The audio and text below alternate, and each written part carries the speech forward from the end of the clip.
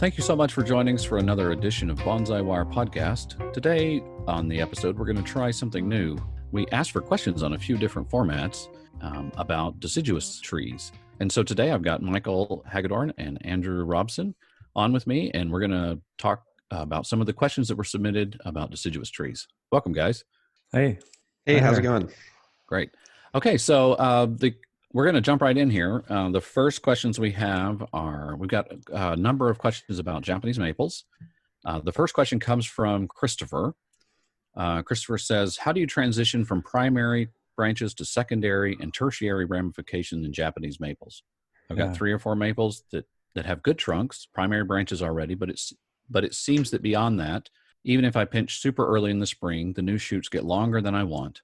It feels like the tree has too much strength and too few branches to generate a desirable piece of growth at this point. It seems like, to me, some of the most challenging parts of deciduous bonsai is when you have a trunk, when you have the primary branches, where do you go next? Because it's relatively clear, I think, how you build a trunk. It's relatively clear how you maintain an old refined bonsai, but getting it from, the bones, the bare bones to having a lot of ramification, that can be really challenging. Yeah.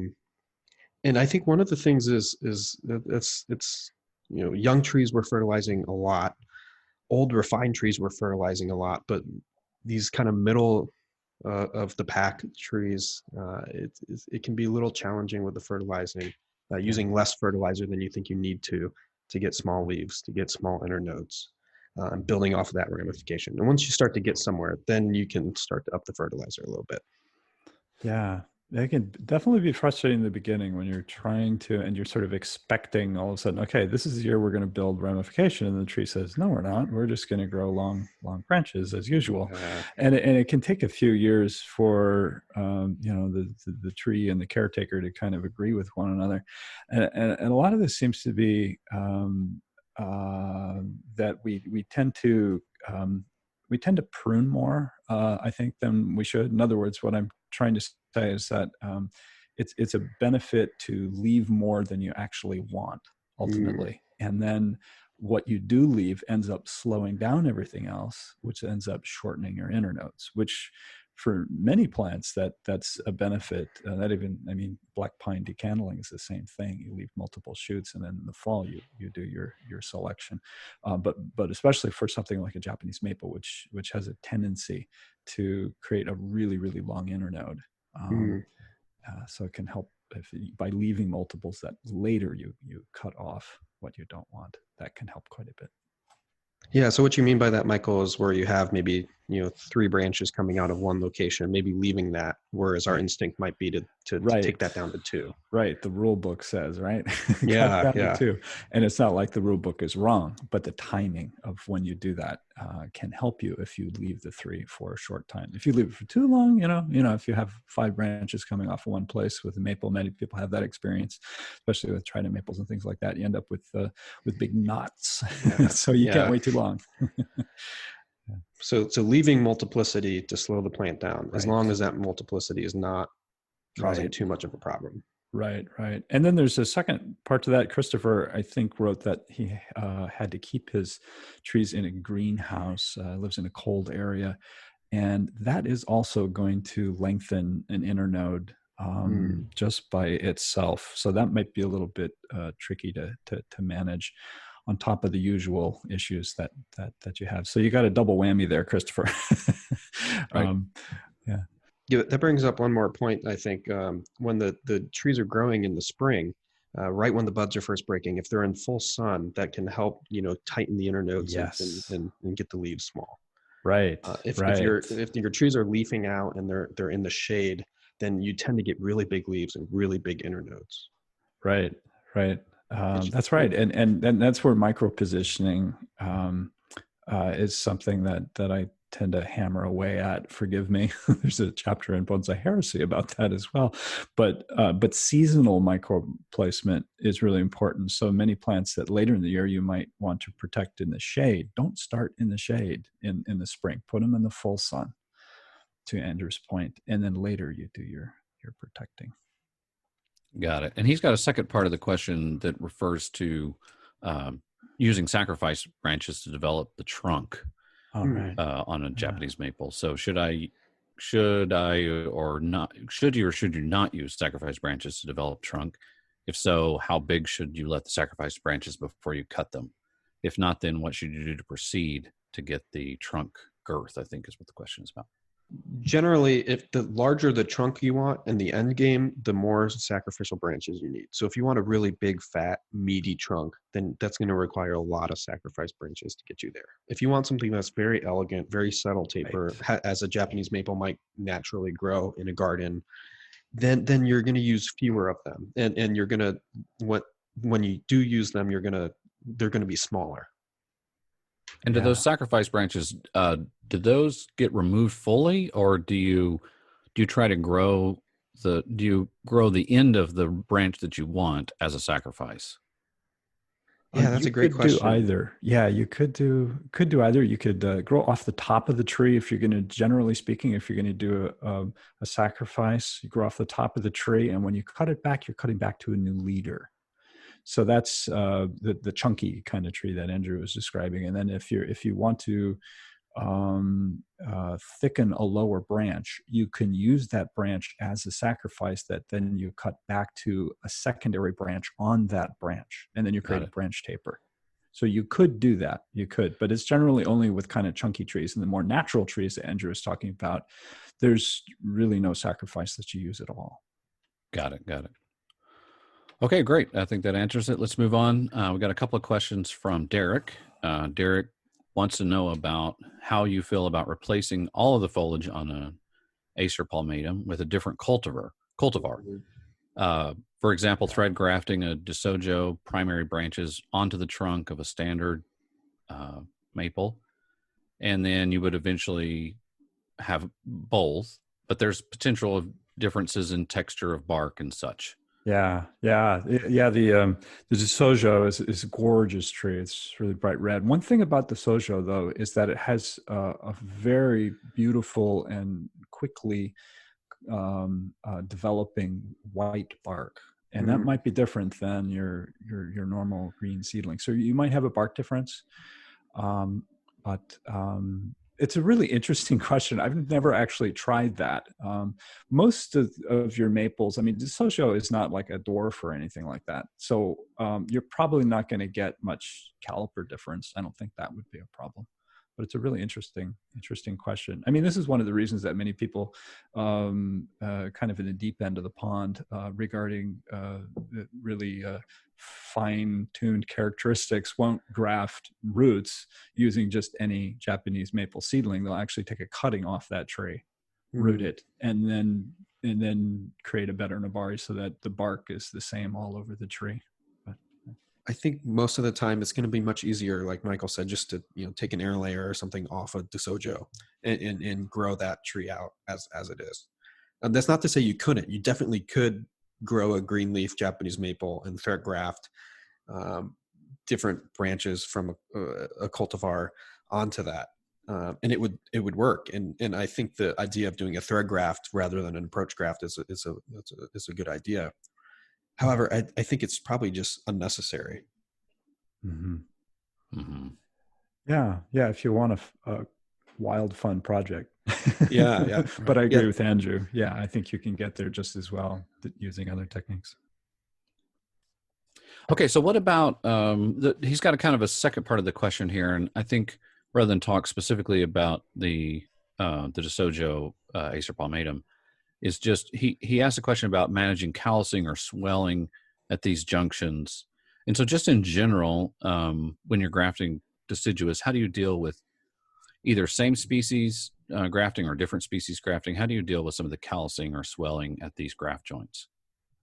Yeah, that's a good question. I think the type of graft is the most important point in that if you're doing, excuse me, something like a thread graft, a thread graft will give you something that's almost invisible. You might not ever know that it was ever grafted there. If you're doing an approach graft, that's where it can be really challenging, especially on a deciduous plant where the leaves are going to drop off in the fall and you're going to see the bare bones of the tree. You'll be able to see really clearly which branches were done with an approach graft or not. And so I think the type of graft is really important for that. Using thread grafts is generally the best approach for deciduous. However, I will say that in deciduous bonsai, we tend not to do as much grafting compared to coniferous bonsai, where that's more of a standard practice. Yeah, I really am excited about grafting. It's something I've really enjoyed doing here. One thing that I see fruit people grafting a lot is a chip graft or a bud graft. Have y'all ever heard of anyone in bonsai doing bud grafts or chip grafts? That would be fascinating. Yeah, mostly for where you're putting something on a rootstock, and that's possible. Yeah, the And the bud cleft graft isn't really used much unless you're. I think actually a lot of the ume are done that way, but most deciduous trees are not. I don't think. Yeah. So, yeah. Mm-hmm. Fun. Yeah. Okay. Derek has one other question regarding Ebihara, just talking about the peg grafts. Mm-hmm. And he's heard rumors that they don't do very well in the long term. He's trying to get some more information about it, wondering if y'all have any information. I heard that rumor, and I haven't heard any follow-up about the rumor, but I also heard that they were not doing quite so well. But I have no follow-up. Andrew, do you? Yeah, I don't have any follow-up either, but I will say with Ebihara, he's kind of a fringe artist in the deciduous bonsai world. He's definitely a master of technique. He's done things that are kind of that nobody else has done before, taking a midsection out of the tree and grafting, the top back to the bottom, taking branches off one tree, putting them on another tree. He does these really crazy things, but most of the deciduous bonsai in Japan are created without doing a lot of these really crazy technical things. And so I think he's a really good case of technical mastery. Just because you can do all of these technical crazy things doesn't necessarily mean that you should. But where you can use them in very specific targeted instances, I think they're really powerful techniques. Yeah. Also, it's sort of like version 1, and there's going to be a lot of problems in the 101 version, and I encourage everybody who's curious about these techniques to give them a whirl, because there's probably some things that need to be figured out. Yeah, and you can learn a lot by doing them, right? You can. Yeah, absolutely. Yeah. You might try some normal grafting techniques before you go as far as Ebihara. Yeah. Well, Derek mentions in the question that they've got several projects underway. So maybe Derek let us know how they work out. Yeah. Please do. Okay, moving on to a different maple. We got Jerry from, looks like the Houston area, is interested in working with red maple, and he's got a couple in the yard that are really nice. Any advice on training the red maple? If that is, Michael, you have a red maple in the garden, don't you? Yeah, that was a tree that I did not start, and I'm honored to take care of it. And I did learn a few things from the previous owner. It started from a tiny little 3-year-old seedling. That's Acer rubrum. So this is our red maple, a native tree that might grow in the Houston area. I'm afraid I don't know that. But if it is rubrum, it's a beautiful tree, wonderful color in the fall if you get cold enough, and it will create really, really long internodes for like 20 years. And then all of a sudden it shifts and it becomes mature, and you start getting like these half-inch internodes. So it can be a little bit of a fight, but be patient. It is a beautiful tree, and I think it's definitely worth it. One of the best features of that tree is a wonderfully silver bark. It's gorgeous. Yeah, it's gorgeous. Really, really nice. Yeah, and the only other thing I would add is that I think with our native deciduous materials, it's more of a question of finding the right genetics. So there's probably an Acer rubrum out there that has the genetics that are perfect for bonsai, has nice bark, has nice fall color, has small leaves with short internodes. But we haven't been experimenting with it for 100 years or 200 years or 400 years like they have been in Japan with the Japanese maples.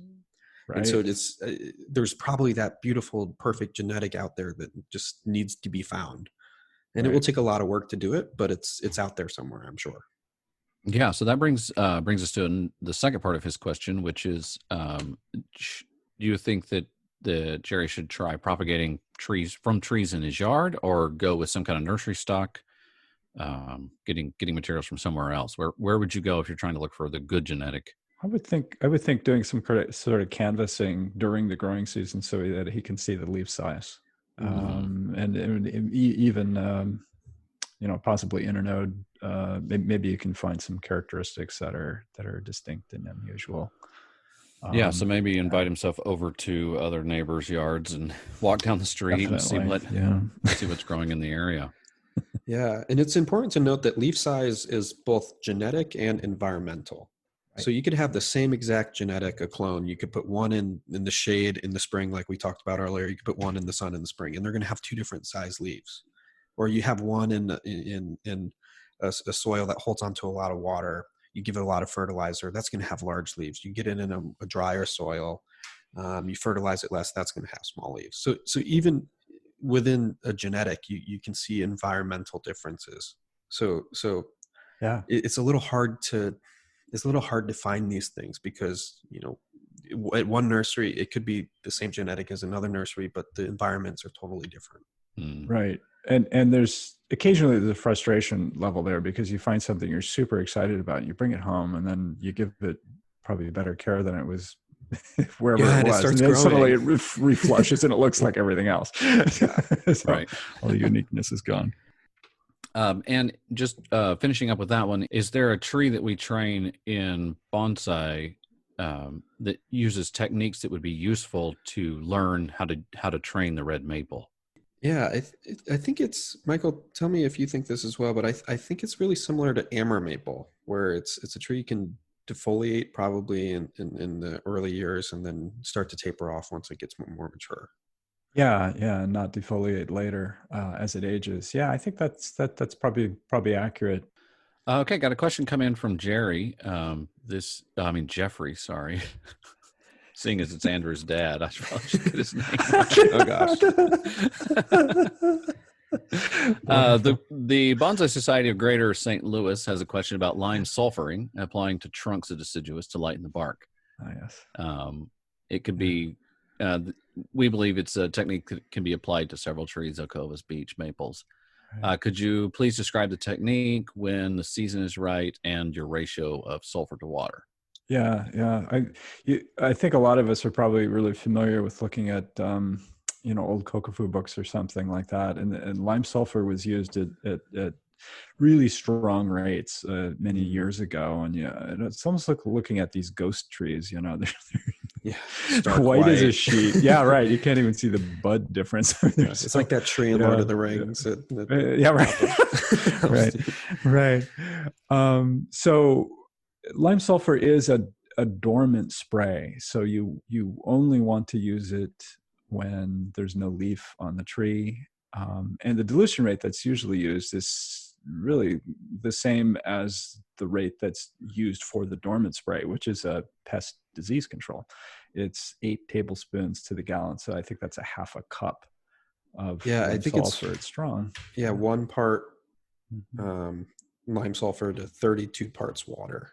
Yeah, I think that's, So it's a very, very mild.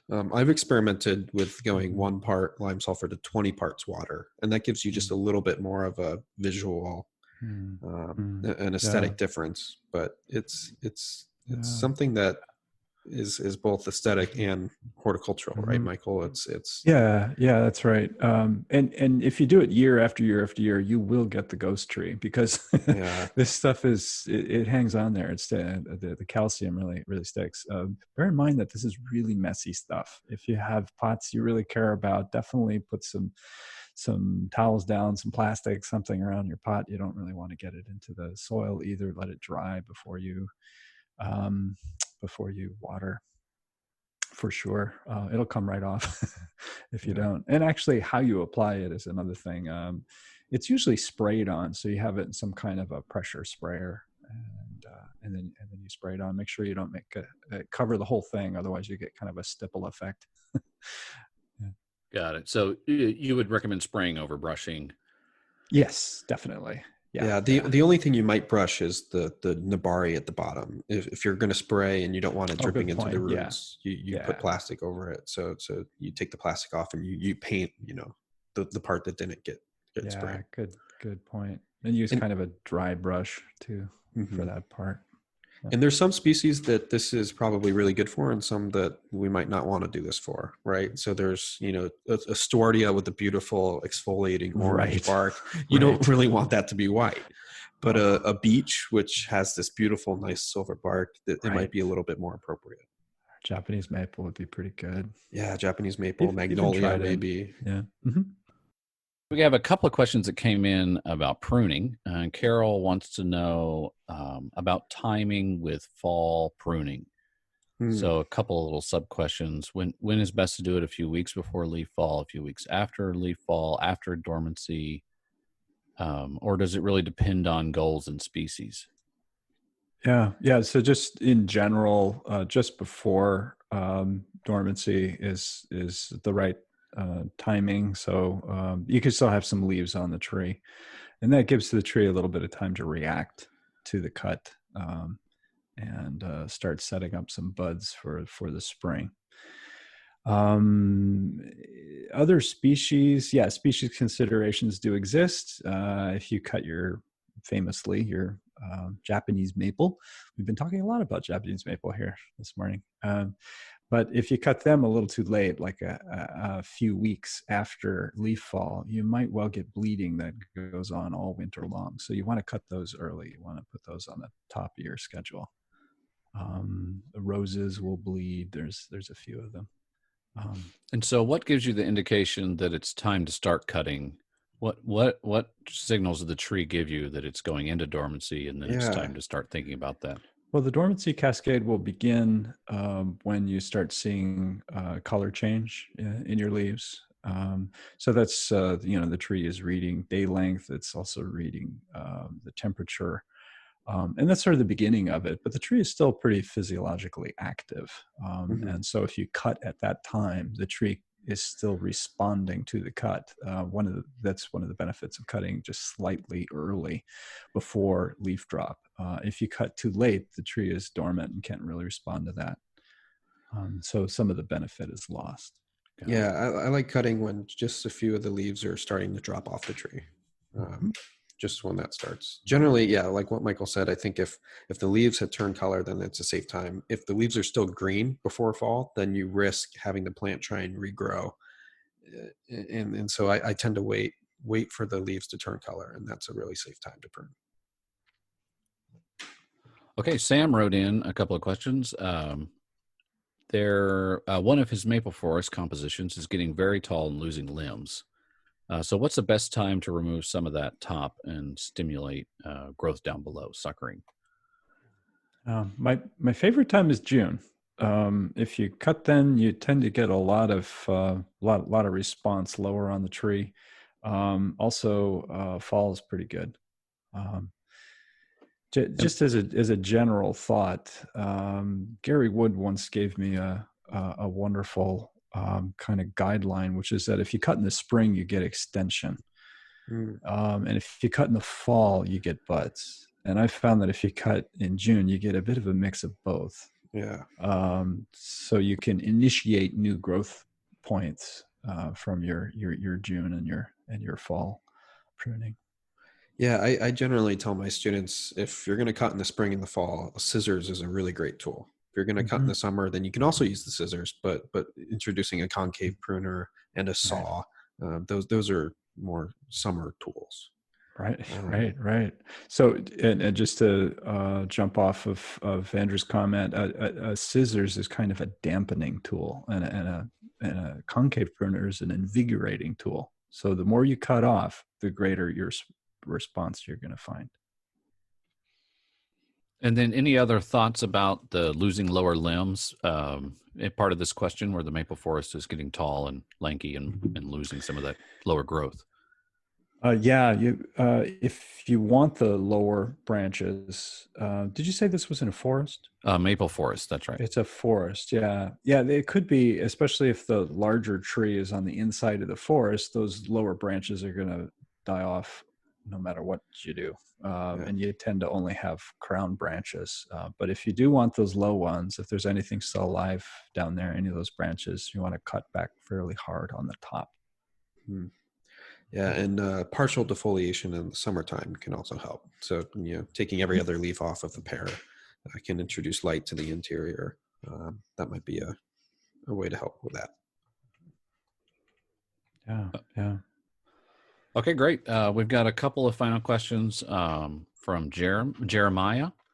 If you had to pick 3 deciduous native trees to container grow from seed cutting or air layering for the next 15 to 30 years, what would you select? Ooh, good question. Mm-hmm. Jeremiah, I would probably choose the red maple that we were talking about earlier. I think red maple acerubrum is a beautiful, beautiful species. Um, my next one Yeah. would probably be one of our native ilexes, Ilex verticulata. It's a really beautiful deciduous holly, very similar to Ilex serrato in Japan, but has a really nice leaf, has a really nice berry, which introduces some nice seasonality in the wintertime. That's a little hard to get. What do you think, Michael? Those are 2 of mine. I got to think on the You third. got, yeah, you got my my 2 actually, and I had a third, but we're 2 to 3 here. Yeah. That's great. My thought actually was, this is a little bit on a left field, but redwood or bald cypress, because it's Oh when you boy. collect them, it's almost a cutting. I mean, you don't Yeah. really collect many roots. Sometimes with bald cypress you do, but anyway, those are things to keep in mind. Yeah. I thought of another one. American hornbeam is really nice. The ironwood. Um, Maybe it an air has, layer. Yeah. yeah. Mm-hmm. Yeah, they're really beautiful. I'm not a huge fan of Or American seed. beech. I think the leaves are a little too large. The plants are a Mm-hmm. little too coarse compared to the Right. Japanese beech and even the European beech. Right. Right. It is Right. called Right. Fagus grandifolia, big foliage in Latin. Um, Mm-hmm. but I think the hornbeam has a lot of potential. American hornbeam. It does. That's a gorgeous tree in the fall as well. Hop hornbeam is a little more delicate. Might be Mm, another interesting. It's kind of a shreddier bark. There's some really wonderful hawthorns on the eastern side of the country that we don't have on the west. We have only a few, and hawthorn is kind of a tricky plant. Some of them grow really well, others don't. The parsley hawthorn has got really gorgeous leaves. That's down in the south, I think, in the Memphis area and somewhere down in that area. But you mm. might try air layers and things of that nature. I mean, the question didn't wasn't talking about collecting, but Right. air layering is a type of collecting, I think. Yeah. Yeah. And if you know a farmer maybe who has got a cow pasture or something, getting to know that, or even deer in meadows can trim these back, and you might even try an air layer. They can be kind of hard to collect, actually. They're very coarse running kind of root system. So an air layer might even be the best way to go about it. Anyway, Yeah. just a thought. Yeah. Yeah, I think a good general rule is look at what works well for bonsai, genus wise. So if you know Styrax works well for bonsai, makes beautiful bonsai, then maybe looking into this native Styrax that we have here on the East Coast would be a good idea. We have a native Stewartia, actually a couple that grow in the Appalachian Mountains. So look for native plants that are species of genuses that we know work well for bonsai. Yeah. And maybe apply those. Yeah. I wonder about, the areas around the Great Smokies, whether there are species in there that maybe haven't been tapped yet, because it's such a vast genetic wonderland. Yeah. Many interesting plants of broadleaf evergreens in particular, some really unusual ones up in there. So Yeah, I think it's going to take us a while to figure it out. Kind of like we were talking about yeah. genetics earlier. We still don't have a good cerebrum genetic, and it might take us a couple generations to really get it. So yeah. I think there's a lot of room for experimentation and playing with a lot of the native things that we have. Mm-hmm. And are there any native deciduous species to the U.S. that you can already know don't work? Like you mentioned a few, but are there any that you could just say right off the bat people should avoid, or is it kind of a do what you can and let us know? That's interesting. Wow. I think there's ones that I wouldn't put a lot of effort into, but to say something won't work is really hard. Yeah, I mean, that it is. I'm struggling to say no to anything because you like, could always use something even with a big evergreen leaf, like a magnolia or something yeah. for some sort of a large kusamono or something. Hmm. I mean, that could work. I'd be curious to see if anybody has made like honey locust work. And you have a big dangling foliage, sort of raceme like thing, almost like wisteria. Yeah. Yeah. I'm curious about sugar Yeah. maple too. Even though Oh it has yeah, quite a large yeah, leaf, yeah, it's a yeah. really strong tree. I wonder if we could defoliate it and, Right, with right, ramification, bring that leaf size down. right. Or the wisteria like plant in the southeast. What is that? A Miletia? Or Yeah. Yeah. it's not a wisteria. But anyway, it looks like one. Yeah. We have the big leaf maple Yeah, out here. That might yeah. not work. So, Yeah, I don't so, know. Right, right. Yeah. um, A lot of defoliation. Maybe it's really strong. yeah. Yeah. I think in bonsai, you can make absolutely anything work. But the question is, how much time do you want to invest in something that you're going to be constantly fighting and rambling with? And Right. Yeah. Mm-hmm. certain species are going to lend themselves better than others. Yeah. Mm-hmm. Okay, Jeremiah's got a couple of other questions. One is about the ume and asking about, is it collected in Japan? And do you know from Good what question. environment they're collected normally? Yeah. Yeah, there was some chatter about them being collected here and there through even old orchards and things like that. But there's also this is one of the New Year's plants, right? Pine, and Yeah, and bamboo, bamboo. and ume, and so many people have these three plants that aren't doing bonsai at all, and they just have a few pots tucked around the side of their front door. And certainly many of these plants have gotten very old and developed shari, and people are interested in bonsai, walking down the street and they go and they knock on the door.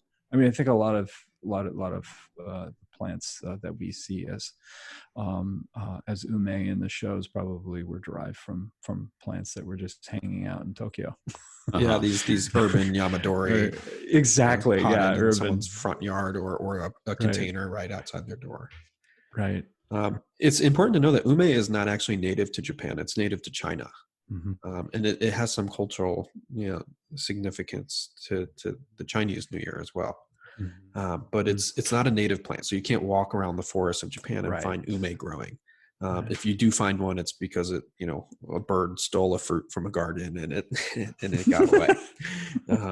But it's not a native plant to Japan. I wonder if, in a similar vein, maybe we could start something here in the United States about, people having container-grown black pines for Christmas trees, and then, Yeah. you could collect people's Christmas tree leftovers. Have them grow them year after year, but then kind of people get old. Maybe we could. I don't We know. can get people growing bonsai for us. Right? Exactly. don't That's what even I'm know. saying. I mean, if you have 1 million black pines growing in the U.S., you're going to have some that are good. This is So- a little sci-fi. I don't know. We'll start working on that. We'll put that on the idea. But. Yeah. Okay. One final one from Jeremiah about starting kind of back to the trunk branch question. So when you're starting a trunk with no branches, what angle do you tend to set the primary branches that are coming off of the trunk? And then do you change that angle as you move higher on the trunk? Yeah, that's a good question. One. Generally, I would say with deciduous, they have mostly upright branches, and there's exceptions to that, but mostly upright is where you want to be. Whenever you have a branch that's kind of coming off at a downward angle, that signifies snowpack, and it signifies a lot of weight. You can see downward angles in certain species like oak, which have beautiful drop branches. But they're kind of an exception. Most deciduous will have mostly upright branches, but a little bit of variation is also helpful to get some naturalness, some wildness into the tree. So you don't want them all going up at the exact same angle. What do you think, Michael? Yeah, I totally agree. I think many very old deciduous trees of many different species tend to, if you look at the angle of the branch coming off the trunk, just within the first little area there. With really old trees, you'll find that the branch angles are all over the place. Some of them are coming down, some of them are growing up, some of them are growing straight out. It's all over the map, and that is a strong difference to conifer. Which, what Andrew was saying about the snow load, that's going to bring branches down at kind of the same angle. You see that a lot on, most obviously like spruce or hemlock. All of the angles are identical. It's not like we're inventing that when we wire them down.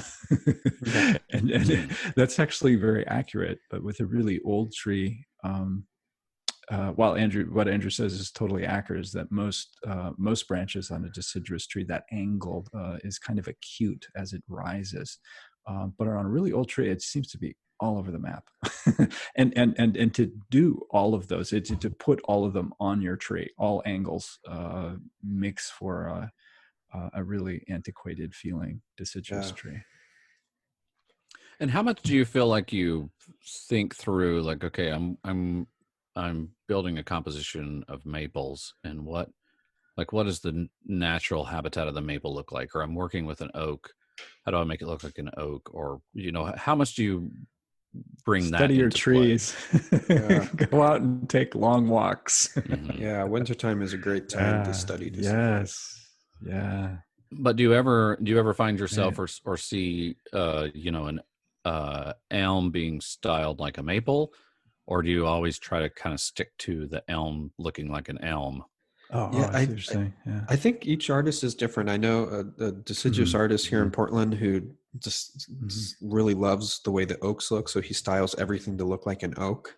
I know people like myself who want things to be more appropriate to the species, so a trident looking like a trident would in the wild, or a Japanese maple looking like a Japanese maple.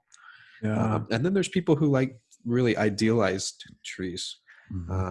People who want to wire all the branches, who want to make that perfect bonsai form, which is very deeply rooted in the aesthetics of bonsai. So I think it's all over the map. Yeah, I wanted to offer that if it's a shrub, you can make the form almost anything you want it to be. If it's a tree, you might want to make it look like that species.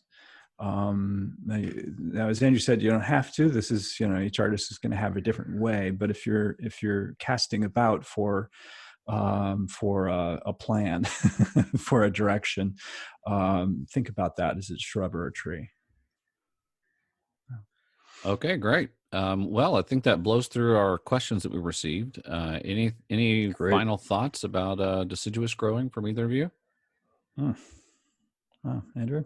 Yeah, it's this time of year, August, September, there's not a lot that we're doing with our deciduous bonsai. So it's a good time to dream about some of these aesthetic things, the way you want your branches to look, what work you're going to do in the fall. It's a really good time to dream. But with deciduous bonsai, it tends that our seasons for work tend to be very short. And so we have a lot of times where we're really, really busy, and then we kind of stall out for a few months. Yeah. So it's a good time to look at books, to do studying, and to kind of dream what work we're going to do in the fall. Yeah. And I would only add that any involvement with deciduous bonsai is sort of like a love affair in that we need just that much more attention to daily care, which we don't tend to have with conifers. And then the added benefit of these seasonal changes, which are like clues as to when to do the work. Yeah. Okay, well, there were two questions, just so people know, there were two questions that were bumping off to another episode. And one of them specifically was about watering, which we're working on an episode right now about watering and fertilizing and pH adjustment. So we're going to bump that off to that episode. So please, if you've got questions about watering or fertilizing, submit those questions to talk@bonsaiwirepodcast.com. And we'll see you around the corner. Thank you so much. Great. Thank you. Take care. Cheers.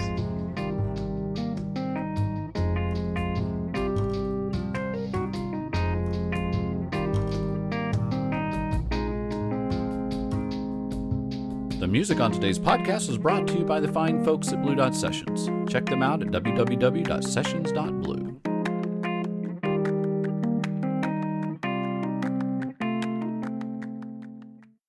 We're going to try something new. We solicited questions on a few of our different formats. We submitted questions on a few different. I'm going to start that again. We asked for questions on a few different of our Okay, I may just pre-record this. I'll try it one more time.